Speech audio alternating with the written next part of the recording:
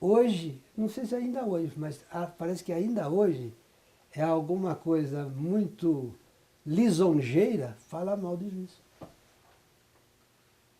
E quais o senhor acha que são as explicações mais, não digo óbvias, mas as que aparecem em primeiro lugar para estabelecer esse tipo de culpa com relação à É magistratura? uma conjunção de vários fatores históricos, né, que vão coincidindo e de repente criam um caldo cultural que resulta nisso. É uma razão nisso. De repente é uma caça às bruxas. Assim como num certo período nos Estados Unidos houve uma caça aos que eram acusados de comunismo, e com todos os exageros que nós conhecemos, que a história acabou revelando e tal. Desde gente da área cultural, do cinema, do teatro, tudo. Todo mundo acusado de comunista e de coisa. E depois se viu que não era nada disso. E a mesma coisa se repetiu agora em certo período com a magistratura. Assim como, de certo modo, ou vai acontecer, ou já está acontecendo, ou já aconteceu com a classe política. E assim vai. E assim vai. Como diz a outra, a bola da vez parece que era, durante um certo período, a magistratura. E aí, defender a magistratura é remar contra a corrente. É se dispor a ser objeto de juízos levianos, irresponsáveis, maliciosos, distorcidos, etc, etc. Mas, enfim, eu achei que, como presidente do CNJ e membro da magistratura, a responsabilidade que tinha durante mais de 44 anos de magistratura, falei, se ninguém abre a boca nesse país em defesa da magistratura, nós não estamos mortos. É o povo que vai ser prejudicado com isso. É o povo que vai ser prejudicado. É preciso falar. E aí eu falava, e aí... Enfim, já passou. Não me arrependo. Nas mesmas circunstâncias faria as mesmas coisas. Eu acho que o povo deve alguma coisa para a magistratura. Eu fiz um longo discurso, foi publicado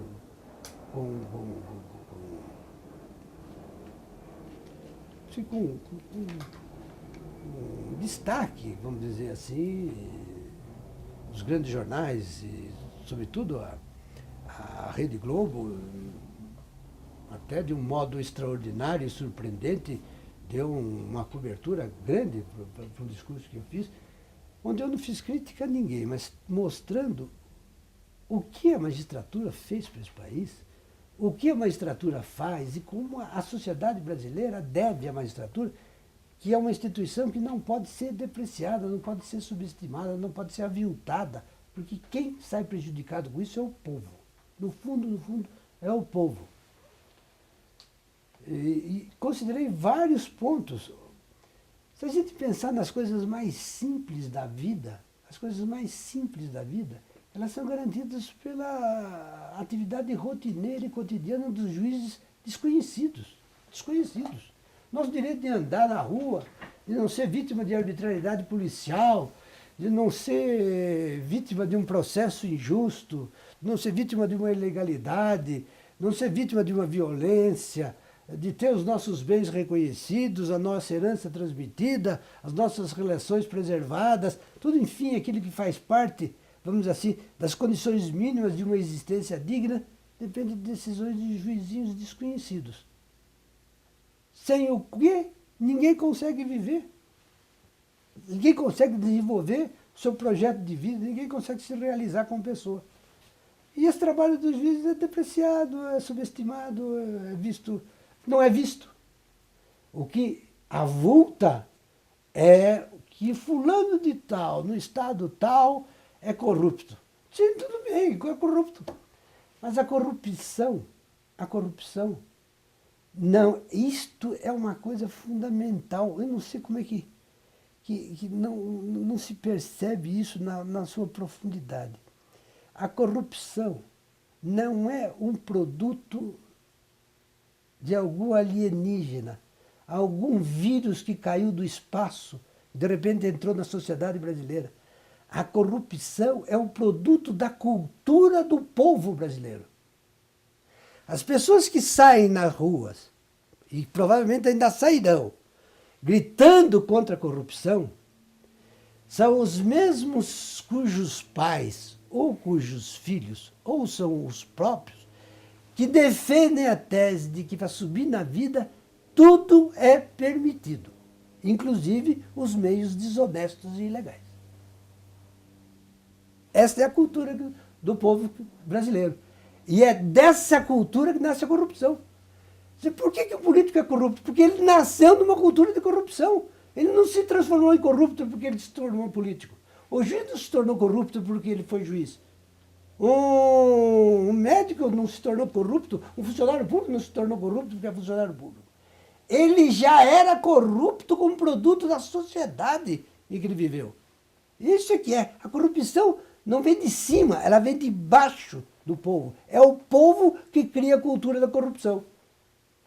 Se a gente ensinasse para os nossos filhos desde pequeno que o certo é o certo e o que está errado merece ser punido e não pode ser feito, se a gente conseguisse convencer os nossos filhos, a sociedade brasileira estaria muitíssimo melhor. E não está melhor porque a cultura é essa, não. Tudo é permitido, meu filho. Aqui, ó, para você ganhar a vida, faz qualquer coisa porque tudo é válido. E é esta filosofia que está por trás de tudo e que está na raiz de todas as manifestações de corrupção em todas as áreas. E que não é exclusiva da magistratura, porque os juízes saem da mesma sociedade. São homens que saem da mesma sociedade. Então, o que há, me perguntava eu no discurso, o que há de extraordinário em que dentro da magistratura haja juízes corruptos? Nada, porque dentro da sociedade brasileira não é extraordinário que haja muitos corruptos. Então, como há na política, como há no funcionalismo público, como há aqui e ali, também há juízes corruptos daí. Isso aí faz parte do geral. A matéria-prima é a mesma. É a mesma. É a mesma. Mas a corrupção dos juízes é a pior delas. Será verdade? Será verdade? Mas mesmo que fosse a pior, não importa. Combate o corrupto, põe para fora, prende, processa, faz tudo dentro da lei, ponto final. Não precisa pôr em xeque a instituição inteira. A instituição da magistratura é uma instituição essencial, pelo menos no quadro histórico que a gente vive. Eu não sei se daqui a 50 ou 100 anos, se o mundo, a humanidade vai se transformar de tal modo que os juízes se tornem absolutamente irrelevantes. Mas, vamos dizer assim, no contexto da história da humanidade que nós estamos vivendo hoje, no momento da vigência desse quadro histórico, a magistratura é alguma coisa fundamental à sociedade. Os homens não podem viver sem uma magistratura. De uma magistratura correta, digna, etc., e prestigiada.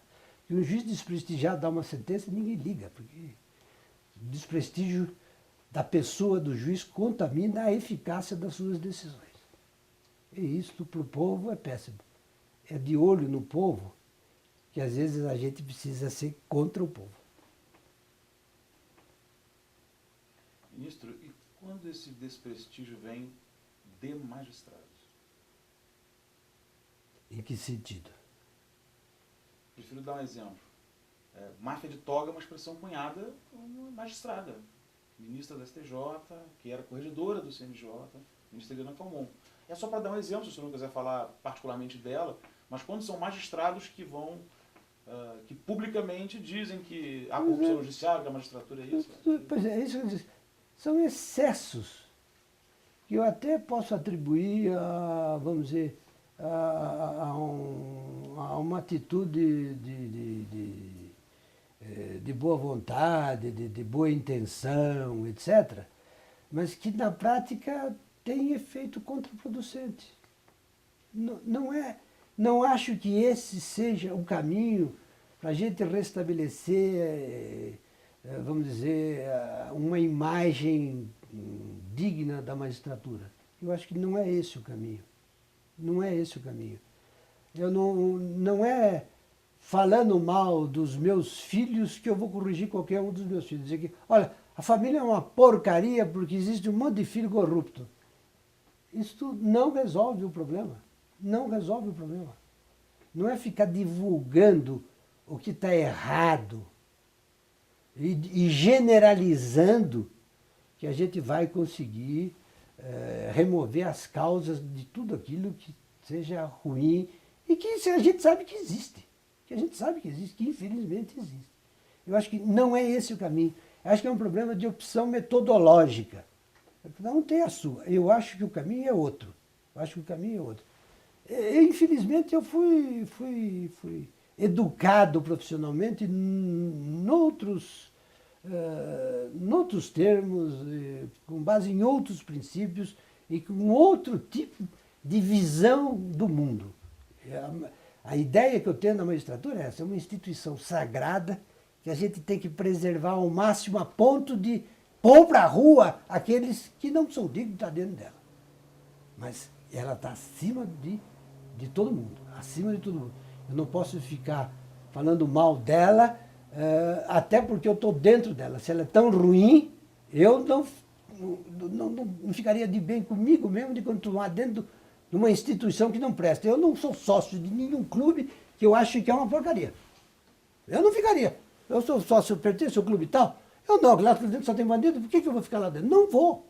Se não presta, eu não vou ficar lá dentro. Mas, enfim, cada um tem a sua visão, cada um acha que resolve o problema do seu modo. E o bom numa democracia é exatamente isso. Cada um pensa de um jeito, cada um se expressa de um modo, e há pontos de vista contrários. E o bom é que haja esse diálogo, etc, etc. E a gente nem pode pedir que pessoas sensatas ocupem esta ou aquela posição. Eu digo aquilo que me parece a coisa mais verdadeira. A longo prazo, a história nos vai julgar a todos, se for capaz de lembrar. Por isso que prestar um depoimento desse às vezes ajuda. E às vezes nem fará justiça, porque nem é capaz de lembrar. Mas até lá estaremos, como dizer, estaremos todos mortos. Não há nada o que fazer. Ministro, como o senhor expôs, o senhor acha da magistratura, eu tenho interesse em saber se essa sua visão sobre a magistratura, se o senhor tentou transformá-la em realidade através do movimento associativo de magistrados. O senhor participou de órgãos representativos da magistratura? Não. Nunca? Não. Sou sócio da Associação Paulista dos Magistrados. Por quê? Porque desde o começo eu tinha um monte de amigos lá dentro, meus filhos eram pequenos, tinham que ir lá para jogar futebol de salão, eu ia lá jogar tênis, tinha que levar não sei quem para nadar na piscina, por rever uns amigos, dar umas festas, tal. Nunca participei de política associativa, nada, nada, nada. Fui sócio da Associação dos Magistrados do Brasil durante muito tempo, até que a associação tomou uma atitude que eu achei vergonhosa e não lembro qual é. O pior é isso, eu não lembro qual é. Eu só me lembro que ela tomou uma atitude pública tão vergonhosa, que eu falei, eu não fico mais aí. E de lá para cá, o atual presidente, o Nelson Calandra, que é foi meu colega do Tribunal de São Paulo, fez uma proposta, não, você vai ser sócio. Eu falei, não, pode deixar, eu vou pensar. Nunca mais voltei. Nunca mais voltei. Não faço política. Acho que as associações, às vezes, estas se perdem em interesses corporativos e aí criam na opinião pública uma justa revolta que não ajuda. Não ajuda.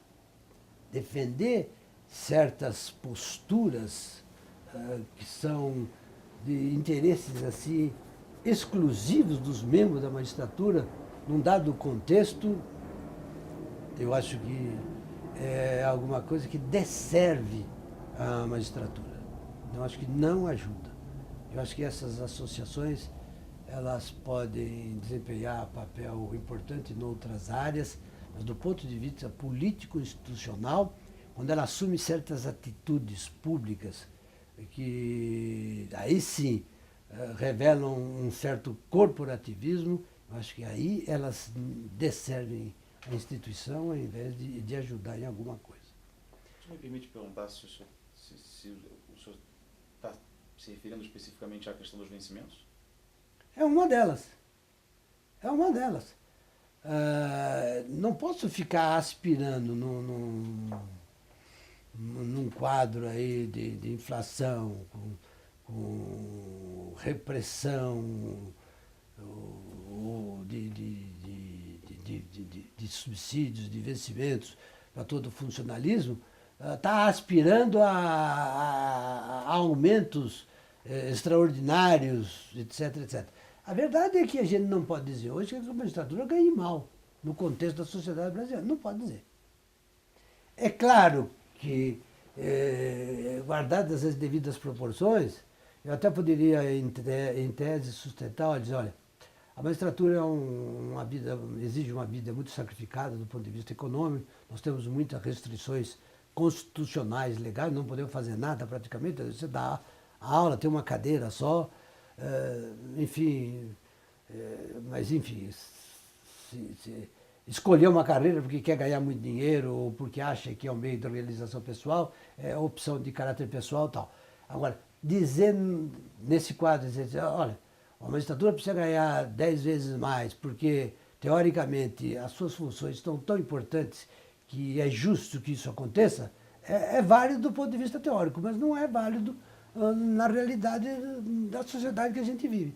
Isto soa mal para a opinião pública, quando a gente fica reivindicando coisas que a sociedade mal compreenderia. Mas a sociedade mal compreende. Como é que eu vou? A briga que eu tive lá, na verdade não foi nem briga, a imprensa tratou como tal, e na verdade foi um episódio absolutamente corriqueiro, tal, com solução absolutamente corriqueira, dentro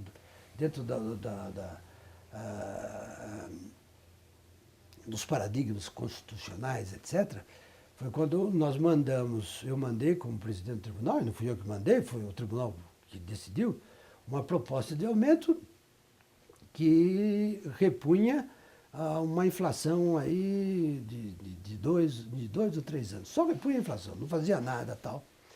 E isto não foi encaminhado para o Legislativo. Por quê? Por que eu tive que vir em público e dizer que o presidente da República tinha que ter mandado? Porque a Constituição diz isso. O presidente da República não tem poder para alterar a proposta do Judiciário. Quem decide sobre a proposta do Judiciário é o Legislativo. O que o presidente da República tem que fazer é encaminhar a proposta do Judiciário para o Legislativo e, se for o caso, dizer, olha, eu não concordo com essa proposta, porque se essa proposta for aprovada, ela vai dar um rombo no orçamento de tanto, vai prejudicar toda a política econômica do governo. Eu posso dar razões para o Legislativo não aprovar. É isso que o presidente da República pode fazer. O que o presidente da República não pode é deixar de enviar a proposta. E foi o que aconteceu. A presidente não encaminhou a proposta. Aí eu vim a público e falei, está descumprindo a Constituição, ela tem que encaminhar. Aí depois, com um monte de explicações, encaminhou. E evidentemente, com força que o governo tem, a maioria rejeitou lá a proposta. Tudo bem. Eu não estava reclamando do fato em si de rejeitar ou não rejeitar a proposta. Eu estava simplesmente interpretando a posição do Supremo, porque já havia vários precedentes desse sentido, e foram citados no ofício que eu encaminhei. Várias decisões nesse sentido. E o presidente da República não pode impedir o encaminhamento da proposta do Judiciário ao Legislativo. É o Legislativo que compete decidir se vai aprovar ou não vai aprovar. É só isso. Acabou. Não, jamais reivindiquei ou defendi, nem faria isso jamais com o presidente do Supremo, aumentos absurdos para a magistratura. Isso não. Era uma mera reposição de índice inflacionário de 2 anos que não tinha dado. Era porcaria. Não dava uma diferença de 5%, não, mais que isso aí. Mas não era o fato em si, era a circunstância de não ter sido obedecido a independência constitucional da proposta orçamentária da magistratura. Apenas isso. Jamais fiz qualquer declaração pública em favor disso, em favor daquilo, de aumento tal, aumento X, aumento isso. Eu acho que isso não é bom. Quando se assume uma postura como essa, de defesa assim, de alguma coisa que se torna incompreensível para a sociedade, aí eu acho que aí nós mesmos criamos pretexto para as críticas. O senhor acredita que seja importante existir existirem canais de diálogo, de comunicação entre os magistrados que não passem pelas associações?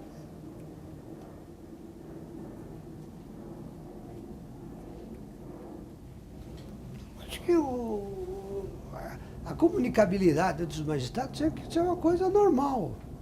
Eu acho que as associações não são um instrumento ou a ferramenta adequada para a comunicação entre os juízes a respeito de assuntos institucionais. Eu acho que não. Eu acho que o magistrado tem que ter liberdade, né? O que eu acho, isto sim, isso é uma crítica que eu faço, e contra a qual há muitas reservas hoje em dia, não apenas dentro da magistratura, mas também fora da magistratura. Acho que os juízes estão falando muito. Os juízes estão falando muito, falam demais, falam demais, falam demais. Quando eu relembrei aquela expressão do Eli Lopes Merelli de que o juiz não deve falar, deve escrever e assinar, eu estava tentando mostrar a cultura dentro da qual eu fui educado profissionalmente. É de não ficar fazendo declarações públicas. Nós não somos políticos para ficar fazendo declarações. Ah, não, mas precisa se comunicar, porque hoje o mundo é da comunicação.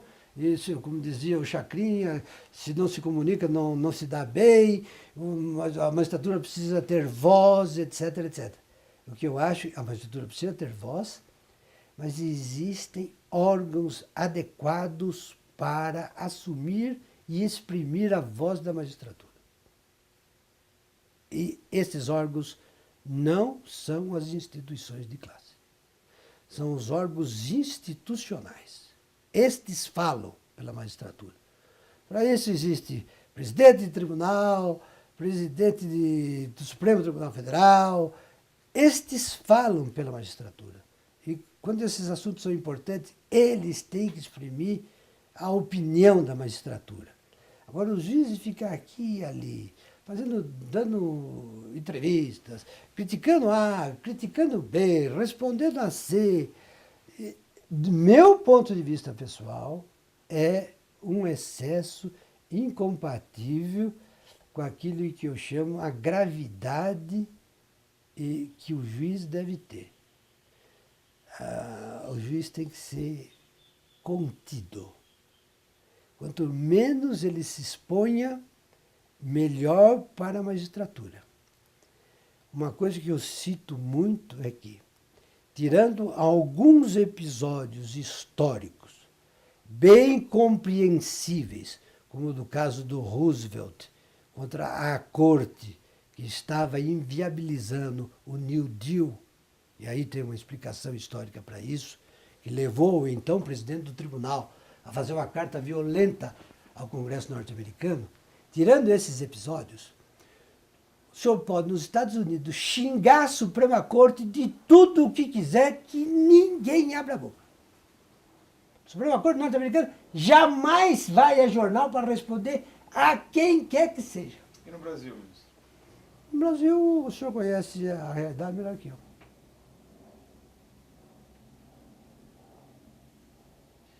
Como é que o senhor viveu a experiência da TV Justiça?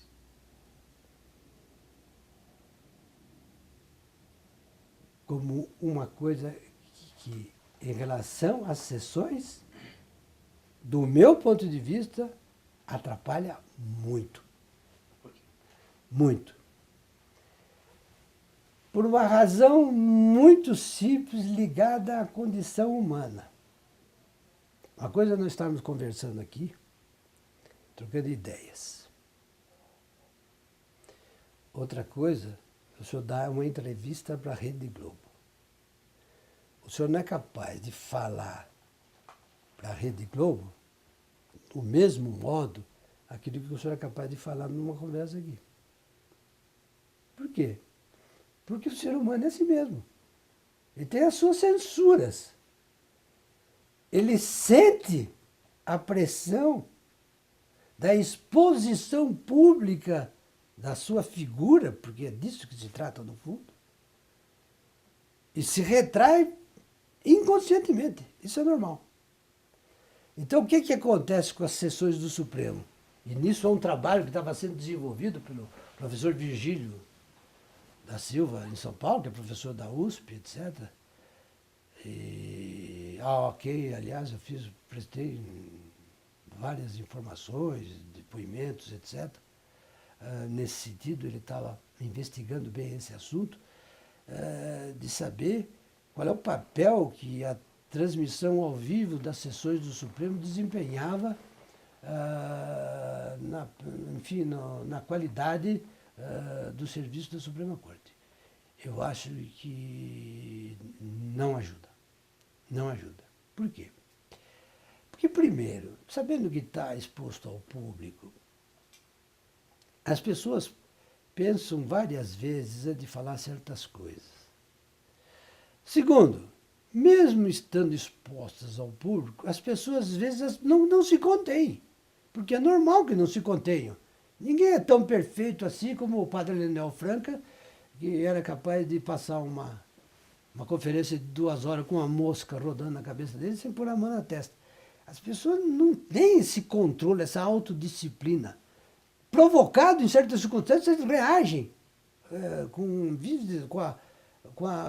a naturalidade da sua personalidade. É incontrolável.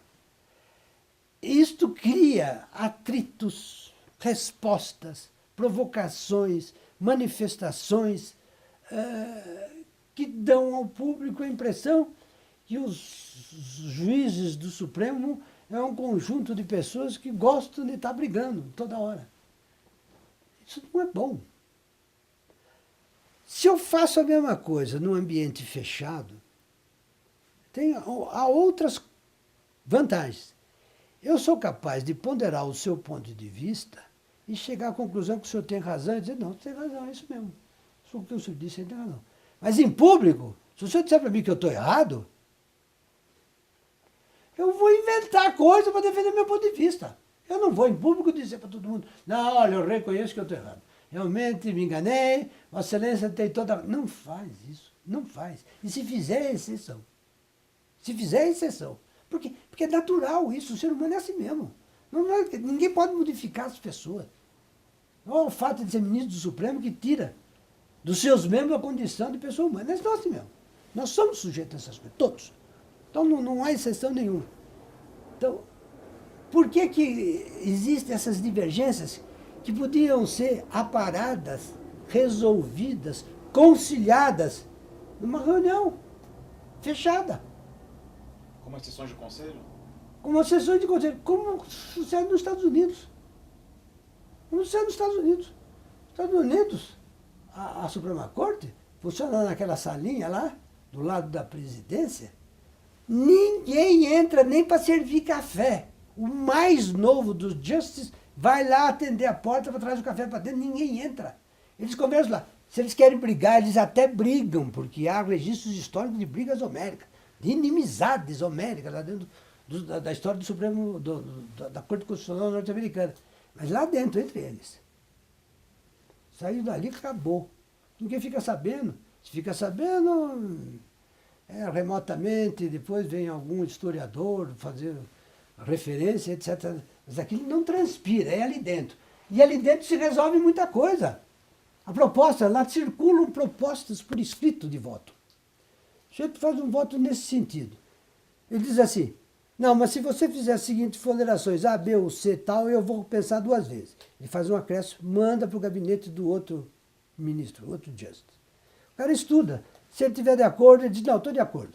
Se ele está de acordo, não estou de acordo, eu vou manter meu ponto de vista. Tá bom, voltou lá. Mas ele diz, não, se você acrescentar mais alguma coisa tal, eu concordo tal. Então eles resolvem aquilo lá, e aí vem a público e dá a decisão que transmite o pensamento da corte. O pensamento da corte. O importante é o que pensa a corte como um todo. Mas isso é nos Estados Unidos. Nos Estados Unidos. E no Brasil? No Brasil é isso que o senhor conhece. A discussão em público impede ajustes de ponto de vista. Impede. Impede. O senhor é capaz de citar algo? Eu não lembro de nenhum caso específico em que o ministro do Supremo, diante de uma argumentação feita em público, disse em relação ao outro, Vossa Excelência tem toda a razão, eu estou enganado. Não vi. Se houve, não registrei. O senhor sabe, pode me contar. Isso seria possível numa reunião privada, particular, onde se conversa entre si. Bom, já, mas aí, o povo precisa saber qual é a opinião da corte. E a opinião de quem diverge, ele escreve. Senhora, não concordo com a opinião da maioria, por isso, escreve. Está lá no voto dele vencido por escrito. É assim que faz nos Estados Unidos. Então, eu acho que a exposição ao público, ela inibe algumas posições que poderiam ser tomadas e que beneficiariam a imagem da corte e fortaleceriam a eficácia pública das suas decisões. Mas uma coisa eu preciso dizer para o senhor. É irreversível. Não há quem mude a transmissão do Supremo ao vivo. Não há no país quem mude a transmissão ao vivo. Não há. Na opinião do senhor, por quê que isso é Porque a sociedade reagiria violentamente, alegando que se trata de uma tentativa do judiciário de esconder as razões das suas decisões. Ministro, não é à toa que nós fazemos esse projeto e queremos saber como é a experiência de quem viveu. São poucas pessoas no Brasil e pessoas que foram ministros do Supremo. Eu gostaria de lhe perguntar, na sua experiência, enfim, negociação não é a boa palavra, mas esse acerto que forma no final a opinião da corte, ele poderia talvez ser feito telefonemas, nos gabinetes, no almoço, no jantar, no restaurante. Isso acontecia? Isso? Não. Jamais. Ministros não se telefonam, não conversam entre si. Dificilmente conversam entre si dificilmente expõem o ponto de vista dele antes da sessão. Eles são muito ciosos das posições pessoais. E eu não quero fazer a análise das razões pelas quais cada um tem essa postura. Essa também era a postura do senhor? Eu sempre fui aberto, eu vim de um tribunal onde nós conversávamos diariamente. O meu revisor sabia como é que ia decidir.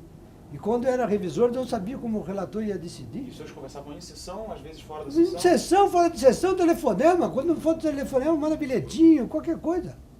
Nunca vi dentro do Tribunal de São Paulo uma discussão num plenário. Discussão numa sessão. Porque, ministro, isso tudo que você está me dizendo, o princípio do segredo de deliberação de um colegiado, ele é mais ou menos desconhecido no Brasil. É desconhecido. Na França é assim, é sala fechada também. Sala fecha, ninguém entra, nem passa livre cabelo para nada. Só quem vai decidir, o magistrado de hierarquia superior não poderia entrar. Só aquele colegiado. E para eles isso é uma garantia do cidadão. No Brasil mesmo, em qualquer tribunal, a deliberação pode não ser televisionada, mas ela é sempre pública e em público. Ou posso estar enganado? Não, Como é que você compararia a do colegiado no TJ de São Paulo e no Supremo? Exatamente a exposição à televisão. É a televisão, então. É claro, a televisão que é. O problema não é a televisão. A publicidade, o julgamento em público, é da tradição da história luso-brasileira dos tribunais. É da nossa tradição. O Tribunal de São Paulo, qualquer tribunal do Brasil, sempre decide em público. Faz os votos por escrito. Mas antes já se conversou.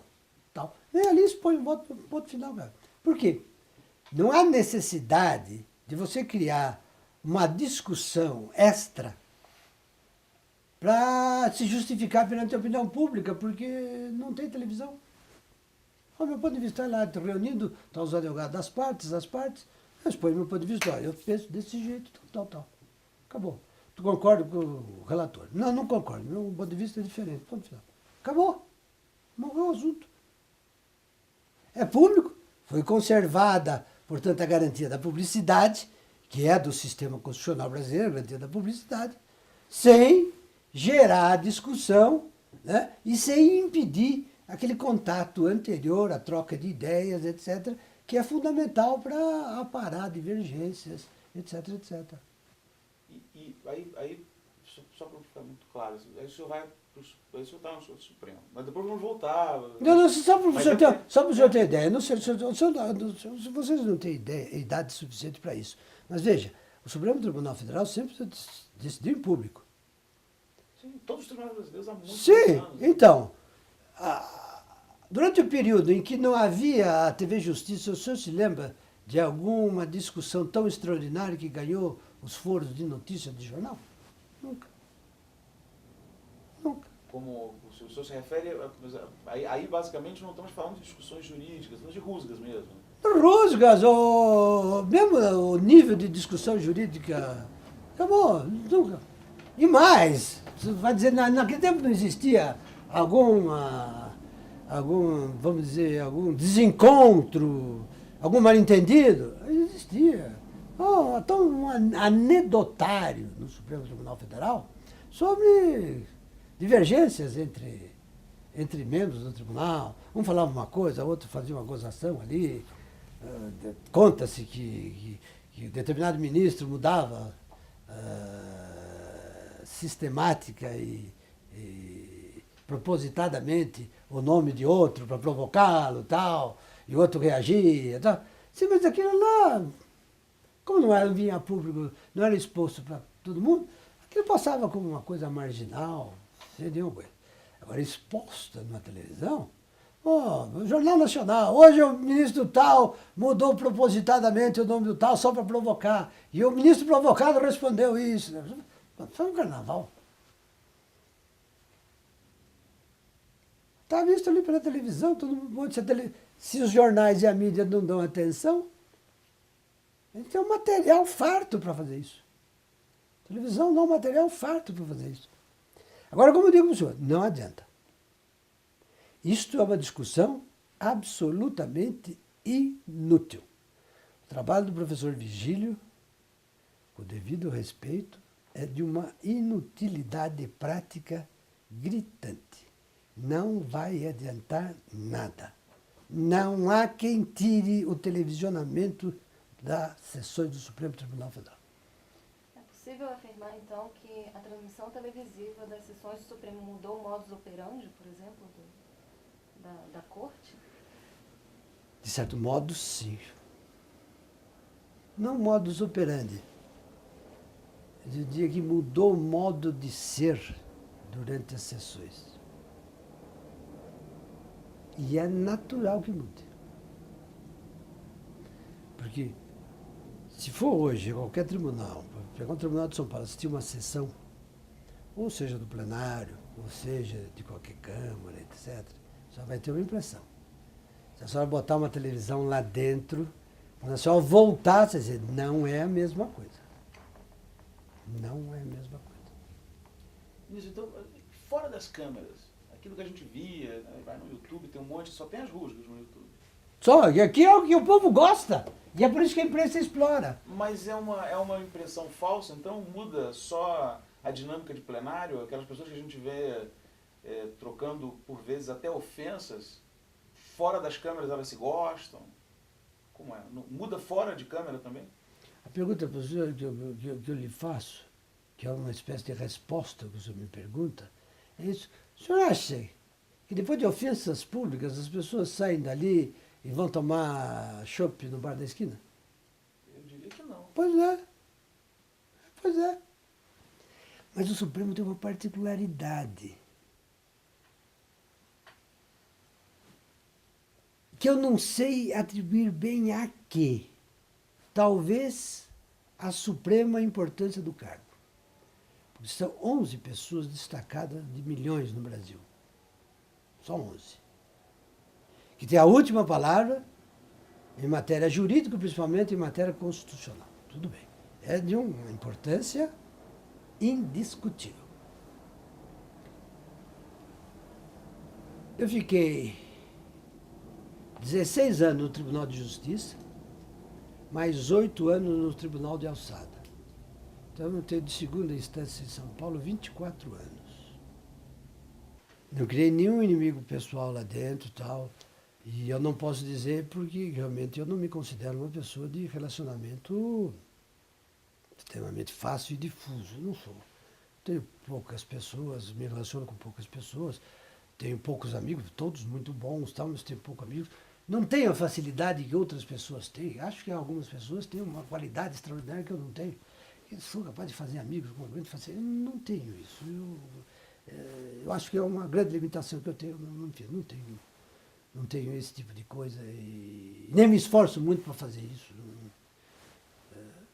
Sou um pouco mais retraído nisso. Mas nunca tive nenhuma discussão com quem quer que seja dentro do tribunal por motivo de decisões, de julgamento, etc, etc. E mais, desencontros, críticas, observações, como em qualquer comunidade a gente sempre tem, mas aquilo sempre ficou nesse nível assim mesmo, e sempre convivemos muito bem, e trocamos ideias, fazíamos reuniões, tinha um grupo de amigos, tudo bem, alguns amigos muito íntimos, outros próximos, tudo muito bem. Então, quando eu cheguei ao Supremo Tribunal Federal, eu levei um susto. Para resumir, o ministro Sepúlveda pertence, vocês chegaram a entrevistá-lo já? Ele já falou isso? Se ele não falou, eu vou dizer uma frase que ele disse. Ele diz assim: o Supremo Tribunal Federal é composto por 11 ilhas. E aí eu brinquei com ele e falei, e nem chega a ser um arquipélago. Cada um é fechado em si mesmo. Eu não conheço amizade íntima entre ministros do Supremo. Não estou dizendo que não se deem bem. A gente se dá bem, se relaciona muito bem socialmente, pessoalmente, nos gabinetes, nos encontros, sem problema nenhum. Educadamente, convivendo, abraçando, cumprimentando em aniversário, eventualmente até comparece, dependendo, um ou outro se comparece aniversário. Mas amizade íntima, como eu encontrei, sempre houve no Tribunal de São Paulo, não existe dentro do Supremo Tribunal Federal. Pelo menos não me é visível, não me foi visível isso. Dizer, mas o senhor que não consegue. Pode dizer que fui eu que não consegui. Pode dizer um só defeito meu. Mas eu não percebi também entre os outros. São amigos, se dão bem, se tratam bem. Mas passar disso para um plano mais profundo de relacionamento humano, de se frequentarem, de os filhos conviverem, de netos conviverem juntos, de se reunirem frequentemente, de frequentarem os mesmos ambientes, de usufruírem dos mesmos prazeres da vida, desde contar piada, brincadeira entre si, etc. Não tem. É um respeito, é uma amizade respeitosa assim, entre eles. As pessoas, os ministros supremos são muito fechados. Por que o senhor acha isso? Isso que eu estou dizendo, eu não sei a que atribuir. Talvez possa imaginar a importância do cargo. Às vezes, ou como um cargo tão importante que eu não posso ficar me relacionamento profundamente com alguém, porque isso eventualmente pode me pôr em situação difícil na hora de decidir alguma coisa. Não sei, parece uma postura de resguardo. Eu não sei explicar bem isso.